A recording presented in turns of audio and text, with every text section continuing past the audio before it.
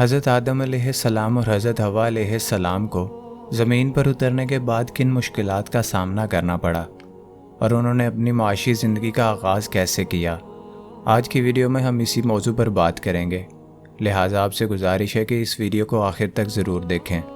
بسم اللہ الرحمن الرحیم۔ السلام علیکم۔ اسلامی فائٹ کی ویڈیوز میں خوش آمدید۔ حضرت آدم علیہ السلام کو ہندوستان کی سرزمین پر اور حضرت حوا علیہ السلام کو جدہ میں اتارا گیا۔ دونوں کے جسموں پر صرف جنت کے پتے ہی تھے جن سے انہوں نے اپنے سطر ڈھانپ رکھے تھے۔ حضرت آدم علیہ السلام کو جس پہاڑ پر اتارا گیا تھا، اس پہاڑ کی چوٹی ساری زمین کے پہاڑوں کے مقابلے سب سے زیادہ آسمان کے قریب تھی۔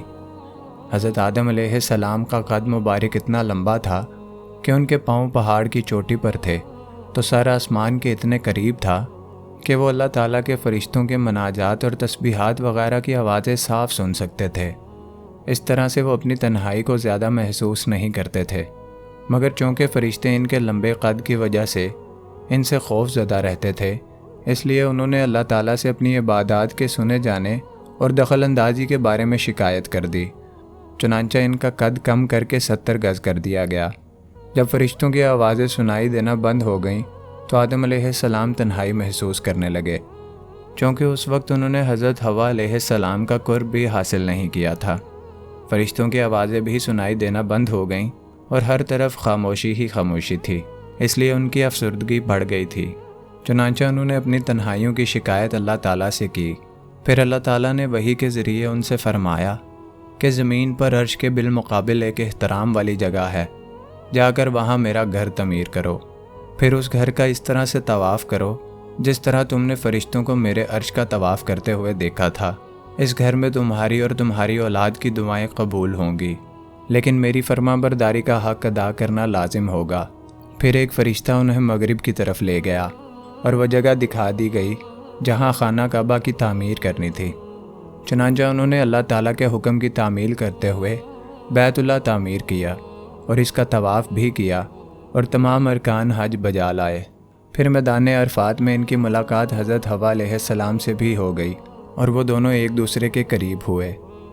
اس کے بعد حضرت آدم علیہ السلام اپنی بیوی کو لے کر ہندوستان واپس آ گئے اور ایک غار بنا کر اس میں رہنے لگے۔ زمین پر اترنے کے بعد حضرت آدم علیہ السلام اور حضرت حوا علیہ السلام بہت زیادہ گرمی محسوس کرتے تھے اور ابھی تک انہوں نے اپنے سطر جنت کے پتوں سے ہی ڈھانپ رکھے تھے۔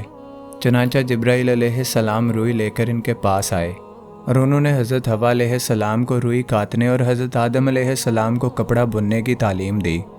کپڑا بننے کے بعد حضرت آدم علیہ السلام نے اپنے لیے ایک لباس تیار کیا، جبکہ حضرت حوا علیہ السلام کے لیے ایک دوپٹہ اور چادر تیار کی۔ یوں اللہ تعالیٰ نے انہیں کپڑے بنانا سکھایا۔ جب آدم علیہ السلام کو زمین پر اتارا گیا تھا تو اس وقت ان کے ساتھ لوہے کی سل، ہتھوڑا اور چمٹا بھی نازل کیا گیا تھا۔ پہاڑ پر جس جگہ آدم علیہ السلام اترے تھے وہاں انہوں نے لوہے کی ایک بڑی سی شاخ اگی ہوئی دیکھی تھی اور انہوں نے پہچان لیا تھا کہ یہ ہتھوڑا اور لوہے کی شاخ ایک ہی جنس سے ہے۔ چنانچہ انہوں نے جبرائیل علیہ السلام کی ہدایت کے مطابق پتھر اور لوہے کو رگڑ کر آگ جلائی اور پھر آگ اور اس ہتھوڑے کی مدد سے انہوں نے اس لوہے کی شاخ سے ایک چھری بنائی جو کہ بعد میں ان کے بہت کام آئی۔ پھر حضرت جبرائیل علیہ السلام گندم کی ایک تھیلی لے کر آئے۔ آدم علیہ السلام نے ان سے پوچھا، یہ کیا ہے؟ جبرائیل علیہ السلام نے جواب دیا، یہ وہی چیز ہے جس کی وجہ سے آپ دونوں کو جنت سے نکالا گیا ہے۔ انہوں نے دریافت کیا کہ اب ان کا کیا کرنا ہے؟ جبرائیل علیہ السلام نے جواب دیا، انہیں کاشت کرنا ہے۔ پھر حضرت آدم علیہ السلام نے جبرائیل علیہ السلام کی نگرانی میں ان کی ہدایت کے مطابق گندم کے ان دانوں کو زمین پر پھیلا دیا۔ پھر جب فصل پک کر تیار ہوئی تو ہدایات کے مطابق آدم علیہ السلام نے اسے کاٹا، جمع کیا اور اپنے ہاتھوں سے رگڑا، پھر پھونک مار کر بھوسے کو اڑا دیا اور دانے الگ کر لیے۔ پھر انہوں نے 2 پتھر لیے اور ان کی مدد سے گندم کو پیس کر آٹا بنا لیا۔ اس آٹے کو حضرت حوا علیہ السلام نے گوندھا اور پھر آدم علیہ السلام نے لوہے اور پتھر کو رگڑ کر آگ جلائی۔